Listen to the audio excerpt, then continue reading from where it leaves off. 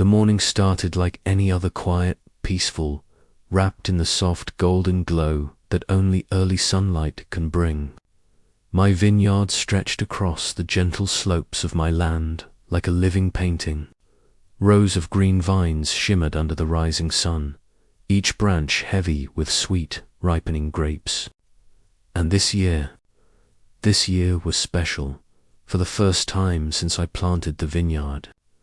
The harvest was going to be perfect, but I had no idea that the same sun warming my grapes was also shining over a brewing storm, one that the HOA was quietly preparing, fueled by entitlement, greed, and pure arrogance. As I walked between the vines, running my fingers across the clusters that had finally matured after years of patience, a smile tugged at my face. Everything felt right. Everything felt earned. 7 years of hard work, sweat, failures, and stubborn determination had finally led me to this moment. But peace doesn't last long when an HOA neighbor thinks they own everything they see. It began with a knock, loud and strangely aggressive for a Tuesday morning. I wiped dirt from my hands, walked to the front door, and opened it to find Tricia, the HOA president, standing stiff like she'd swallowed a broomstick. Behind her, 2 board members hovered awkwardly, trying to look authoritative. She didn't say hello, didn't greet me, didn't smile. Instead, she pointed toward my vineyard like it was contraband. "We need to discuss those plants," she said, her lips thin, her voice brittle. "They are violating HOA landscaping guidelines." I stared at her, confused. Landscaping guidelines? Tricia, that's not landscaping. That's my vineyard. And this isn't HOA land. This is my property. Her eyes narrowed. "Actually," she replied, "the HOA believes a portion of your vineyard extends onto community land, and we've decided that it needs to be removed." My heart dropped, but only for a second, because confusion quickly turned into irritation. "Believes?" I repeated. "You're basing this on belief. Did you check the deed? The survey? Anything?" She crossed her arms. "The HOA doesn't need permission to enforce rules. The vines are coming out." With that, she turned and walked away, her board members following like obedient soldiers. I watched them go, a strange mixture of anger and disbelief brewing inside me. But I tried to brush it off. Maybe it was another one of those HOA bursts of power. Loud at first, but meaningless in the end. I didn't know that while I returned to my vineyard to continue working, the HOA was already planning something far worse. Something I never thought they'd dare to attempt. 2 days later, before sunrise, the quiet hum of nature was interrupted by something unnatural, heavy machinery. Engines growling, metal clanking. I rushed outside, heart pounding, and froze. 3 massive excavators were crawling up the slope of my land. There, giant arms swung slowly like predators approaching prey. There, tracks dug into the soil I had spent years nurturing, and standing proudly. In front of them was Tricia, clipboard in hand, acting like she owned the entire hillside. She didn't even look at me at first. She watched the excavators, smirking, giving directions. She raised her arm dramatically and pointed toward the vines. And in that moment, the truth hit me like a punch to the chest. They weren't just threatening me. They were actually going to destroy my vineyard. I ran toward them, shouting over the roar of machinery. "Get off my land. You can't do this." Tricia finally turned toward me, her expression full of smug authority. "We warned you," she said. "You chose not to comply." The HOA has full right to remove violations on my land. I shouted, "Show me the deed. Show me a survey. You have nothing." She ignored my words and signaled to the excavators again. My heart hammered. Rage flooded my chest. I grabbed my phone and dialed the sheriff's office. As the excavators inched closer to my vines, I realized something chilling. This wasn't confusion.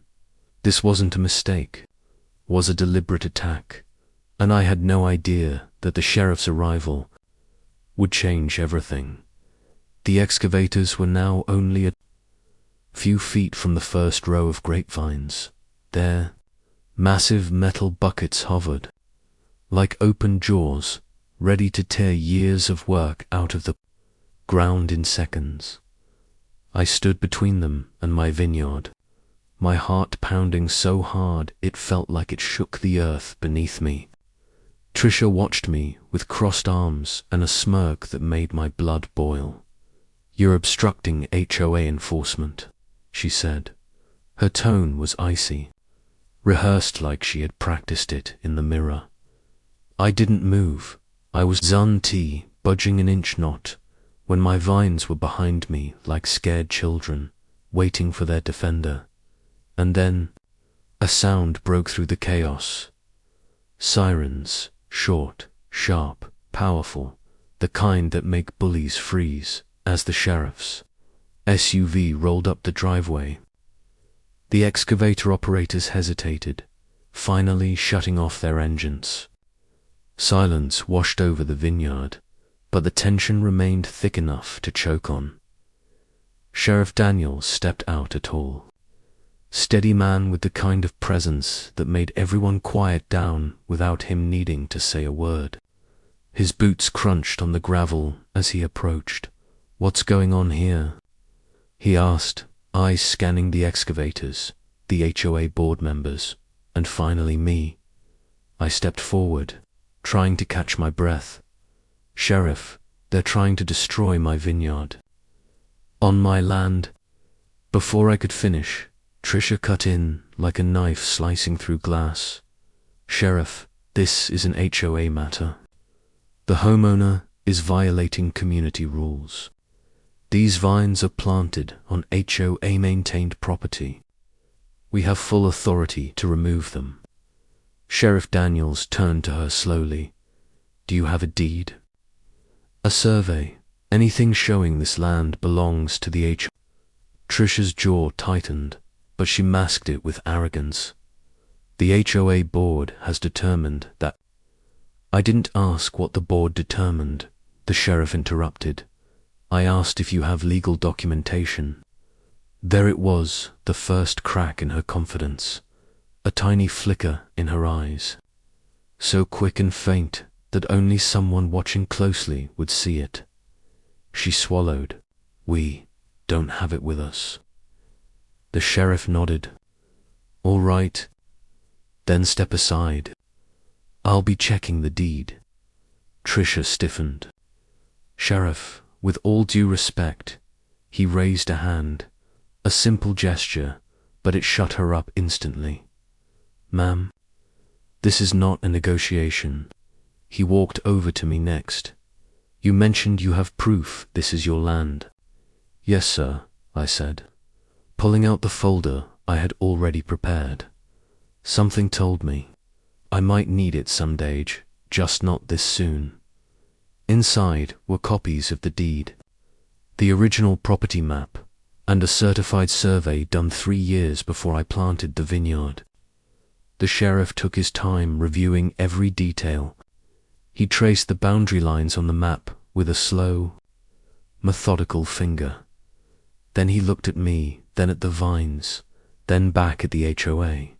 When he approached Trisha again, she tried to stand tall, but it was like watching a crumbling statue determined not to collapse. "Ma'am," he said, "I have reviewed the deed, the survey, and the boundary map. This vineyard is fully and unquestionably on his private property." Silence fell over the entire Hill. The HOA members stared. The excavator operators froze.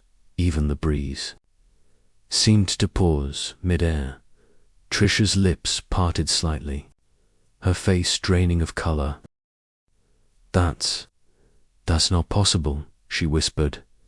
It's not only possible, the sheriff replied. It's legally documented. What you attempted today, entering private property with heavy machinery, threatening destruction, and ignoring the owner, is trespassing and property interference. He turned toward the excavator operators. Gentlemen, shut down your machines. Step away from the vines. They didn't need to be told twice. They climbed down fast, like men trying not to fall off a sinking ship.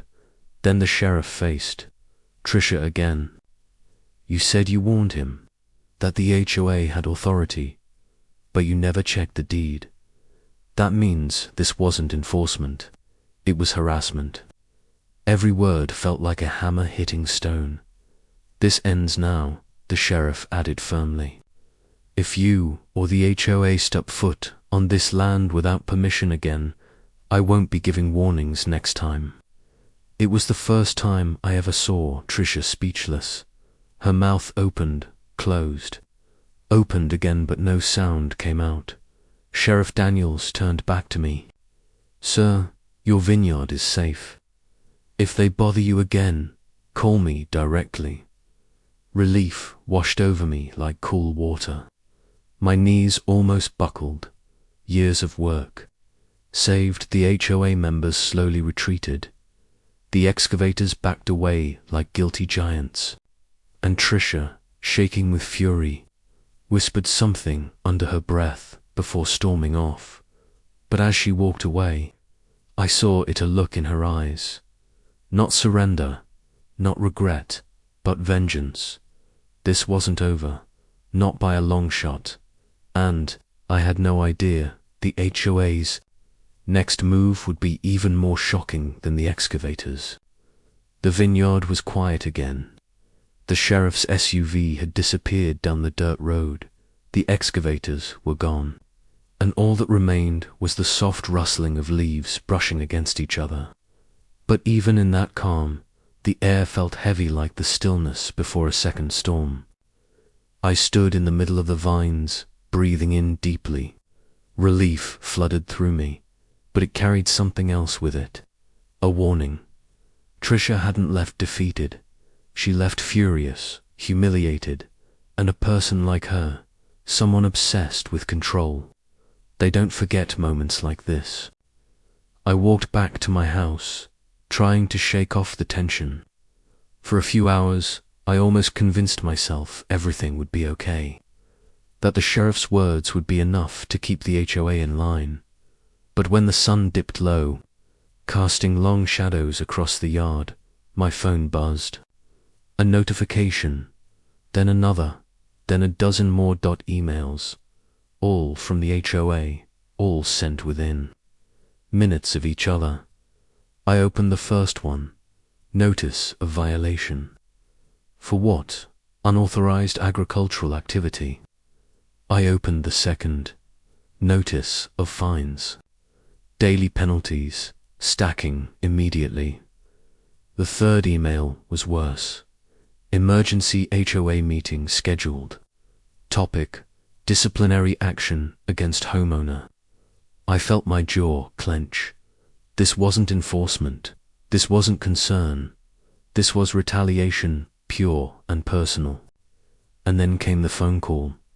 The caller ID glowed with a name that made my chest tighten. Trisha, I answered, keeping my voice steady. What do you want? Her tone was sugar-coated, poisoned, pretending to be polite, but dripping with hostility underneath. I wanted to let you know, she said, that today was just a misunderstanding.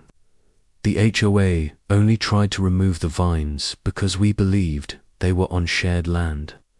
But since the sheriff thinks otherwise, we'll review it. The sheriff didn't think anything, I said. He saw the deed. She ignored that. But, she continued, that still leaves other concerns.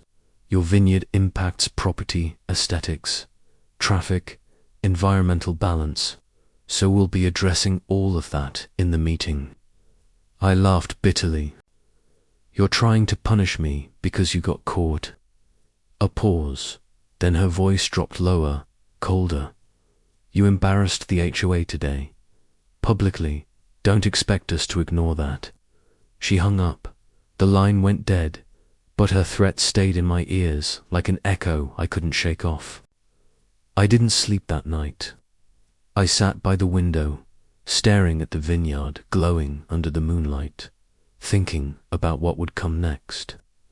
I had documents, evidence, the law on my side. But the HOA, they had something dangerous too. Petty power mixed with wounded pride. Morning came too quickly, and with it impact number 2 of their revenge plan. As I stepped outside, I noticed something taped to my front gate, a large laminated notice, bright red ink, bold letters, "Immediate cease and desist, all agricultural activities." My blood boiled. Cease and desist. On my own land, I muttered. Then came the kicker.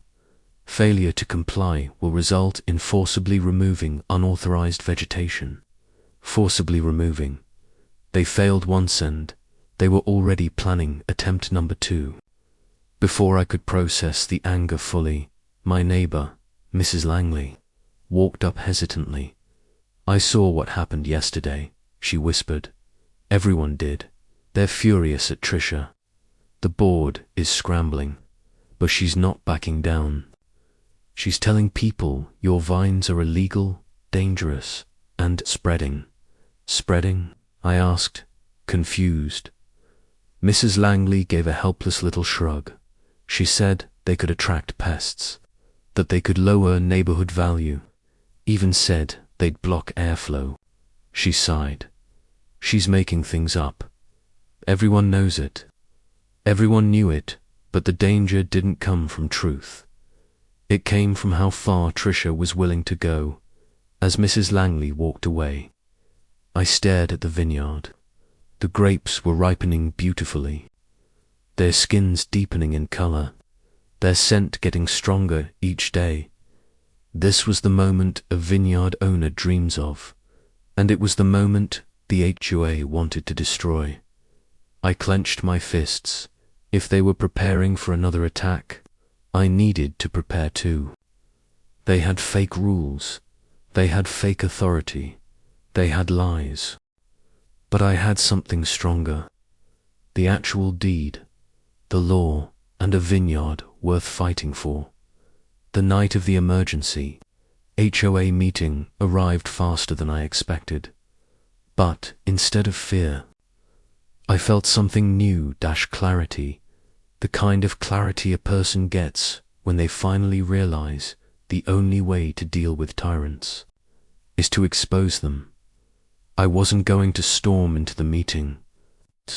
I wasn't going to shout or argue or get dragged into one of Trisha's traps. No, I had a different plan. I grabbed a small recording device, slipped it into my jacket pocket, and headed toward the community center. The parking lot was already full. People leaned against their cars, whispering. The atmosphere felt electric, anxious, curious. Everyone knew something big was coming. When I entered the room, all conversations fell silent. Every set of eyes turned toward me. Some were sympathetic, some were hostile, most were confused. At the front sat the entire HOA board, stiff and overly formal, as though bracing for war, and in the center, sitting like a queen on her throne, was Trisha. She tapped a gavel against the table. "We are here," she announced, "to address a serious violation threatening our community's standards and property values." Not even 5 seconds into the meeting, and she was already playing her role: drama queen, dictator, narrative manipulator. She continued, "The homeowner has illegally expanded agricultural activity and has shown aggression toward the HOA lie. The word was soft, but loud enough to be heard. Dozens of heads snapped toward me, but I wasn't looking at them. I was looking directly at Trisha. She blinked. "Excuse me." "You said I was aggressive," I replied, walking to the front of the room. "But the sheriff didn't report me. He reported you for trespassing and attempted destruction of private property." Gasps rippled across the room. Trisha's jaw tightened, her mask slipped, cracks forming around her calm expression. She slammed the gavel again. "You are out of order." "No," I said calmly. "I'm right on time." A murmur spread through the audience, people whispering, shifting, suddenly more interested, because now they wanted the truth, so I gave it to them. Took out my phone and connected it to the projector. A bright image lit up the screen behind the board. The sheriff's incident report. Trisha's face went white. "This is illegal," she yelled. "No," I replied. "This is public record."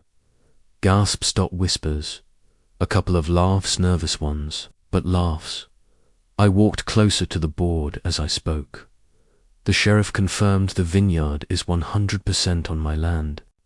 He told your excavator crew to leave. He warned you specifically that touching my property again would lead to arrests. Yet here we are, 3 days later, and you're still trying to convince everyone that HOA is right."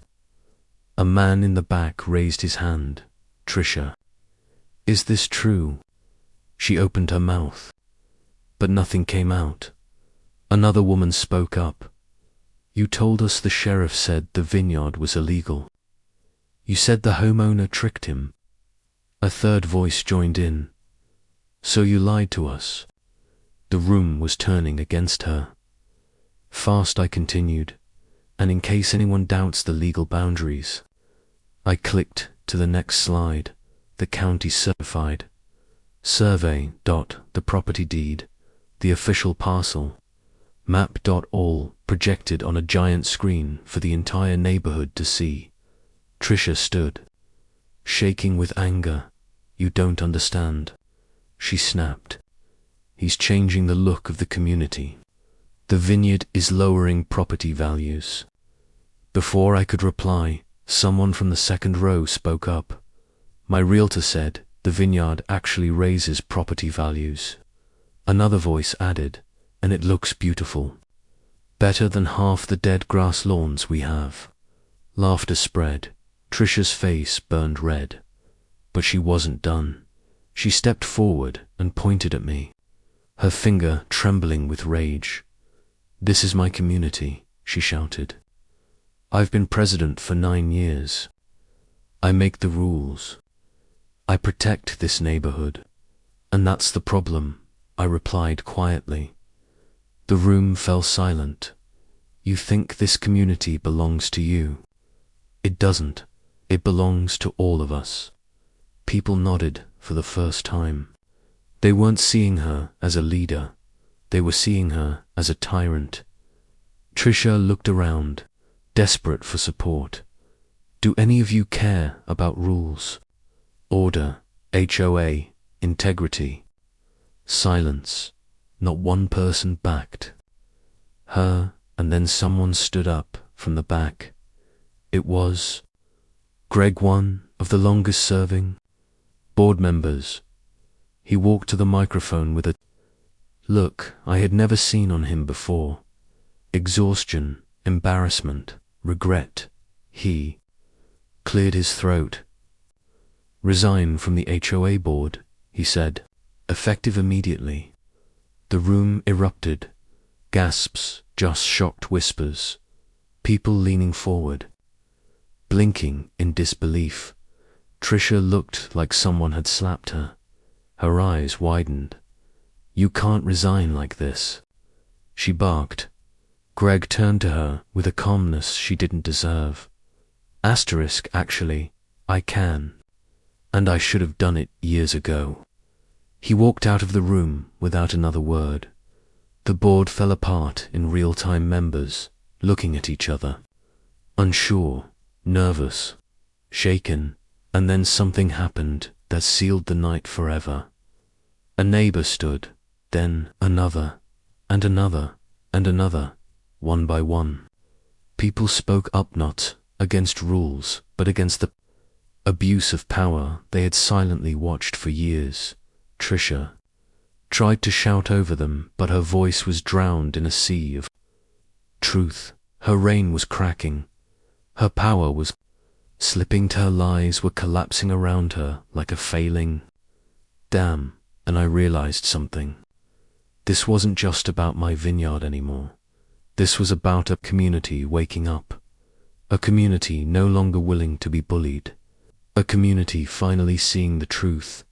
But as I walked out of that meeting, something inside me whispered, Trisha wasn't going to let this go. Not quietly, not peacefully, not without doing something reckless. This war was entering a new phase, and the HOA's next move would be their most dangerous one yet. The morning after the sheriff shut down the excavators and sent the HOA board scattering like pigeons, I barely slept. You'd think the taste of victory would feel sweet. And sure, it did. But underneath that little moment of triumph, something inside me was boiling. Because I knew this wasn't the end. HOA boards like this, the arrogant, power-drunk kind, they don't give up after one failed attempt. They regroup, they plot, they come back twice as strong. And I was right the next morning. As I stepped outside to check the vineyard, the air felt different. Heavy, loaded, like the calm before a storm. The grapes shimmered in the early morning light, and for once, the field felt peaceful again. Untouched, unharmed, exactly as it should be. But then I heard the sound. A vehicle stopping outside my fence. A door slamming and footsteps slow, intentional, like someone wanted me to hear them coming. Turned around and saw her, Margaret, the HOA president, the self-appointed queen of the subdivision, and she looked furious. Her heels clicked across the gravel like she was walking into a courtroom. She didn't greet me. She didn't even look at the vines. She just handed me an envelope, thick, official-looking, with the HOAS gold seal stamped across the front. She said, "You can't stop progress forever. Read it." And then she walked away. No threats, no yelling. That made it worse. I opened the envelope right there. Inside was a letter. Not handwritten. Not personal, no. This was printed by a lawyer. And it declared, in bold black ink, that the HOA was filing an immediate claim, demanding mandatory compliance with subdivision landscaping regulations, accusing me of environmental hazard creation, and insisting that the vineyard was a violation of community standards. And then I saw the line that made my blood turn cold. Failure to remove unauthorized agricultural installations within 14 days will result in enforcement actions permissible under the HOA Charter, including reallocation of property maintenance responsibilities. Reallocation. That was their fancy way of saying, if you don't destroy it, we will. And the worst part, they copied the sheriff's office, the county zoning board, and get this, the state agricultural compliance division. They weren't just threatening me, they were trying to bury me. I felt the heat rise in my face. My vineyard, the one I planted with my father, the one that took years to grow, the one that was finally ripening, was being treated like some illegal backyard chicken coop. I took the letter inside, set it on the kitchen table, and just stared at it for a long moment. My hands were shaking, but not from fear this time. It was anger, and a very specific kind of anger.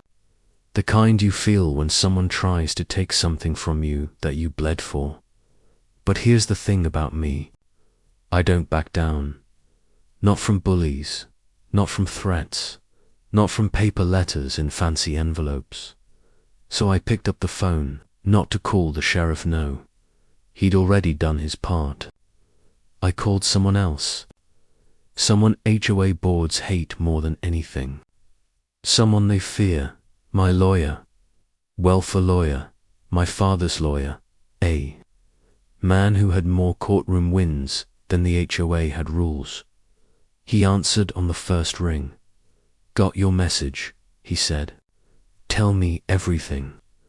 I told him about the excavators, the trespassing, the sheriff, the deed, and finally the letter. He didn't interrupt. Not once. He just listened. And when I finished, there was a long pause, like he was choosing his words very, very carefully. Then he said something I didn't expect. "Oh, they're in trouble. They're in so much trouble, they don't even know it yet."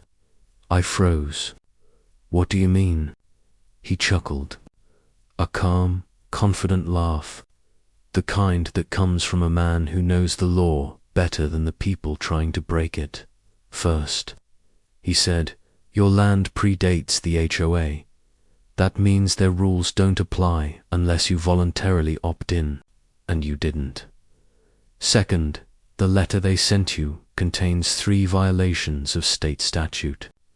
Third, sending heavy machinery onto your land without permission, that's destruction of agricultural property.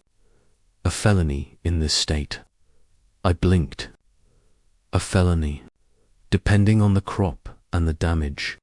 Yes, and vineyards. Well, vineyards hold value. I couldn't help it, I smiled. Finally, real leverage. But the lawyer wasn't done.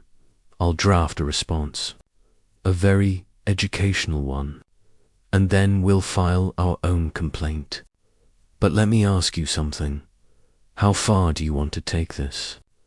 I didn't even hesitate. All the way. Because this wasn't just about grapes. This wasn't just about land. This was about the principle. The HOA had crossed a line. And I wasn't just going to push back. I was going to pull the whole curtain down and show everyone what they really were. My lawyer laughed softly again. "Then buckle up. This is going to get interesting." That was the moment I realized something. The HOA had no idea who they were messing with. And the real fight, the big one, the one that would expose everything, they hadn't even seen it coming yet. Because my lawyer's response letter, that was just the beginning. And when the HOA opened it, they weren't just going to freeze. They were going to panic the next morning. I woke up before sunrise, not because I set an alarm, but because my mind wouldn't let me sleep. The vineyard was quiet. The sky was pale blue, still waking up. And for the first time since this whole madness started, I felt something strange. Hope, but it was a cautious hope. The kind you feel right before you open exam results. You think you passed, but you're not celebrating yet. Around 8 a.m., my lawyer called. "It's done," he said. "Check your email." I opened the message, and my jaw actually dropped. The letter he wrote to the HOA wasn't just a response. It was a warning shot, a carefully crafted, legally devastating masterpiece. It started off calm and professional, almost too polite. But every sentence was loaded with meaning, like a velvet glove hiding an iron fist. He addressed the HOA board directly, referencing their letter, their attempt to forcibly remove my vineyard, and most importantly, their little stunt with the excavators. Then he wrote a line so sharp, I swear I could feel it cut through the screen. Any further trespass onto my client's property will be prosecuted to the fullest extent of state and federal law. But he didn't stop there. He reminded them that my land predated the HOA by 17 years, meaning their entire rulebook, their landscaping regulations.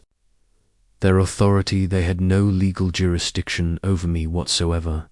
He cited codes, statutes, case precedent. He didn't raise his voice, but the message was unmistakable. You messed up, and you're about to pay for it. And then came the part that made me smile like a man who just found out the bully in school failed the class. The attempted destruction of agricultural property carries civil liabilities, criminal penalties, and in this case could be interpreted as an organized effort to seize land unlawfully. Organized effort, unlawful seizure in legal terms. That's a declaration of war. The letter ended with a deadline. The HOA had 48 hours to retract their claim, apologize in writing, and compensate for damages including emotional distress. My lawyer would file suit, not a threat, a promise. I asked my lawyer, "Do you really think they'll back down?" He laughed. Bullies fold when someone bigger pushes back. They act powerful until someone calls their bluff. I hoped he was right, but deep down, a part of me knew this HOA wasn't the type to give up quietly. They'd already shown how far they were willing to go. They brought heavy machinery onto private land. That kind of behavior doesn't disappear overnight. Still, it felt good knowing the law was on my side. Better than good. It felt empowering. For the first time in weeks, I walked the vineyard with a clear head. The grapes were ripening beautifully. The leaves glowed green under the morning sun. Birds chirped like nothing was wrong. Nature didn't care about HOA drama, just kept going. But peace never lasts long in stories like this. Around noon, a black SUV rolled up to the edge of my property. I squinted, wondering who it could be. Sheriff, lawyer, delivery truck. No, it was worse. 3 members of the HOA board stepped out, Margaret included, and they looked shaken, nervous, almost scared. And that alone told me the lawyer's letter hit harder than any excavator. Margaret clutched a folder in one hand, her face stiff but pale. Her heels dug awkwardly into the dirt as she walked toward me. Clearly not used to terrain that wasn't a paved suburban sidewalk. "We received your lawyer's letter." She said, no greeting, no apology, no fake smile. She was here for one reason: damage control. I crossed my arms. "Good. Then you understand the consequences," she swallowed, hard. "We would like to resolve this without escalating." "That depends," I said, "on whether you plan to stay off my property." The HOA board members exchanged looks. They were nervous, really nervous. Their little confidence bubble was finally popping. Margaret opened the folder and pulled out a document. "We are willing to retract the removal order," she said, "if you agree not to pursue legal action." I didn't answer. I just let the silence sit between us. Silence makes people uncomfortable. Silence makes them reveal their real intentions. And Margaret broke first. "Look," she said, voice dropping, "this was never personal." I almost laughed in her face. Never personal. They sent bulldozers to destroy something my father and I built with our hands. They trespassed. They lied. They threatened. And now they wanted to pretend it was some little misunderstanding. But I kept calm. "What changed your mind so quickly?" I asked. She hesitated. The man beside her cleared his throat. "We didn't know about the felony aspect. he said quietly. There it was. Fear not of me, of consequences. Then Margaret added, and the sheriff reminded us that your land is exempt from HOA jurisdiction. So the sheriff had told them. Good. But then she said something I didn't expect. We thought the land was abandoned before you moved in. My eyebrows shot up. Abandoned. My family has owned this property for nearly 40 years. Margaret shifted uncomfortably. We didn't have access to the original deeds. No. They didn't want to see the deeds. They assumed. They acted. And they got caught. But here's where things shifted. One of the board members, the older man with silver hair, stepped forward. He sighed. Look, we made a mistake. A big one. And you have every right to be angry. Margaret shot him a sharp glare. Clearly unhappy he was admitting this. But he wasn't done. Truth is, the previous HOA president, before Margaret, believed your land fell under the expansion plan. We operated under that assumption for years. Expansion plan. That caught my attention. What expansion plan? I asked. The man hesitated. Then he said, the HOA had long-term plans to buy several surrounding properties, including yours. They wanted to turn this area into a recreational space. My stomach dropped, so that was it. This whole attack on my vineyard wasn't random. It wasn't about landscaping rules or aesthetics. It was about acquisition. They wanted my land. They had plans for it, and the vineyard ruined everything. I stared at them, and something cold settled in my chest. You were trying to force me off my own property. I said quietly. No one answered, which meant I was right. The silence between us felt like a canyon deep, dark, filled with truths they never expected me to uncover. Finally, Margaret tried to recover control. Let's keep things civil, she said. Sign the agreement, and this all goes away. But I didn't. I didn't even reach for the document because now I knew the truth. This wasn't a misunderstanding, it was a plan, a calculated attempt to squeeze me out, to take what wasn't theirs, and backing down now would be the same as surrender. I'll let my lawyer handle all communication from here, I said. We're done talking. Margaret stiffened. You're making a mistake. I shook my head. No, I'm correcting one. And with that, I turned my back and walked away. I didn't look back. I didn't need to, because I already knew this wasn't over. Not even close, if anything. It was just getting started. When the HOA board walked away from my property that afternoon, I should have felt triumphant. I should have felt like I had won something. But I didn't, because now, instead of confusion, I had clarity, and clarity can be terrifying. For weeks, I thought this whole nightmare began because one HOA president didn't like the way vines looked on a hillside. But the truth was much darker. They wanted my land. They planned for it. They believed they'd own it one day.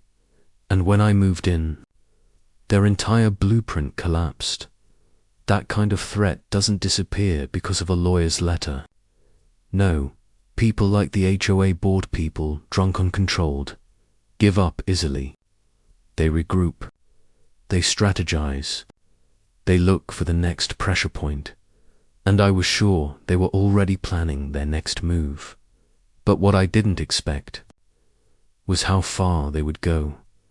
The first CG in 2 days after the HOA confrontation, something strange happened. It was early morning, around 6 a.m.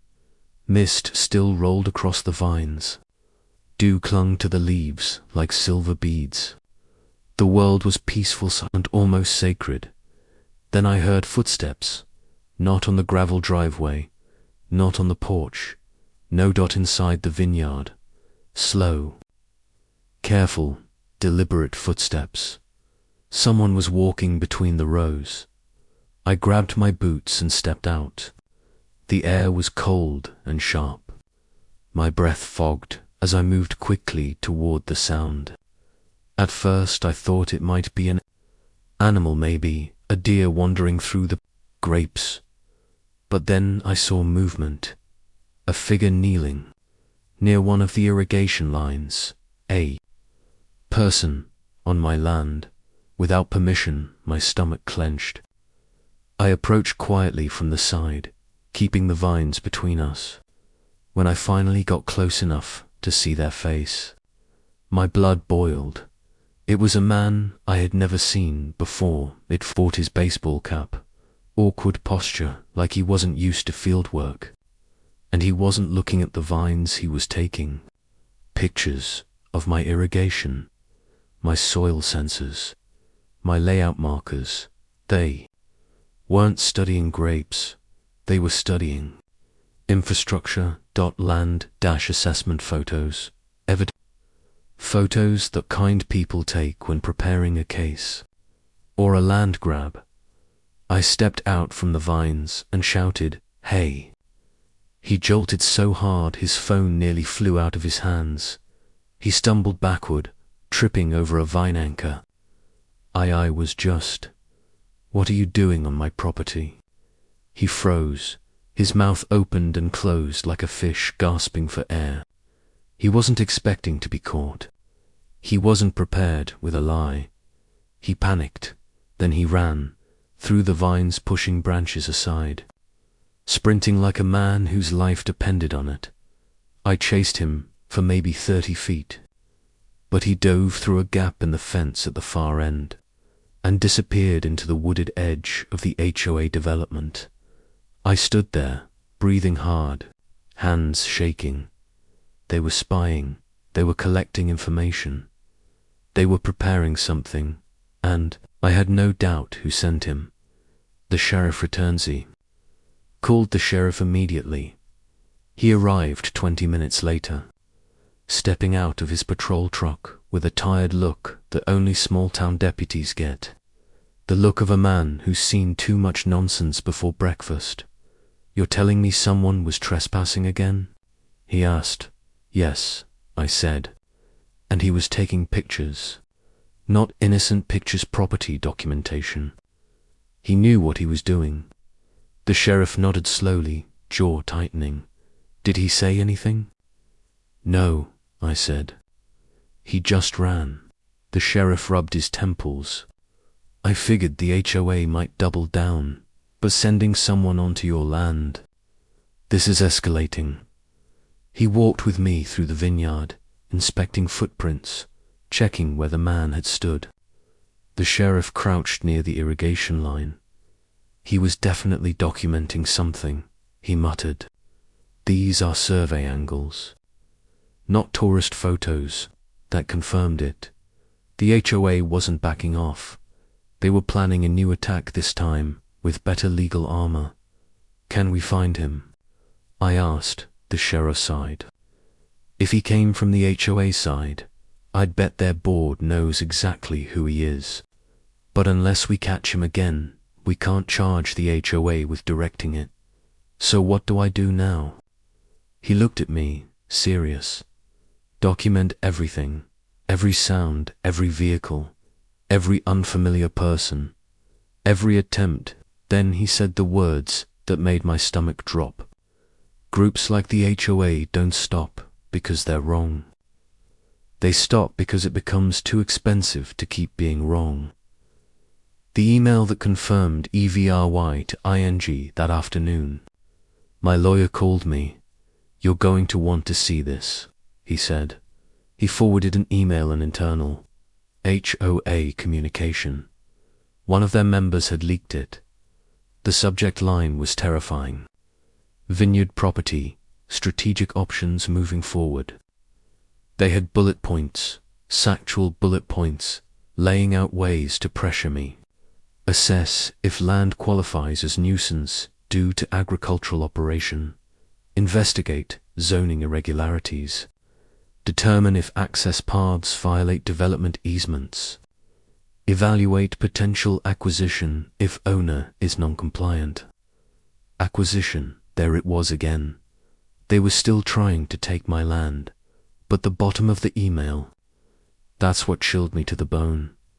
Third-party contractor will conduct a preliminary on-site assessment discreetly. Do not inform sheriff. The man in the vineyard, they sent him. They lied, they kept secrets, they trespassed again, and they did it intentionally. My lawyer's words hit me hard. They're building a case. They lost the first round, so now they're stepping into round 2. And this time, they'll come prepared. What do they want? I asked. He exhaled. Your land sits in the center of their future expansion zone.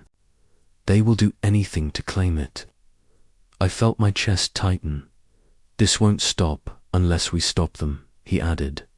And in that moment, I knew he was right. This wasn't a misunderstanding. It wasn't a petty HOA power trip.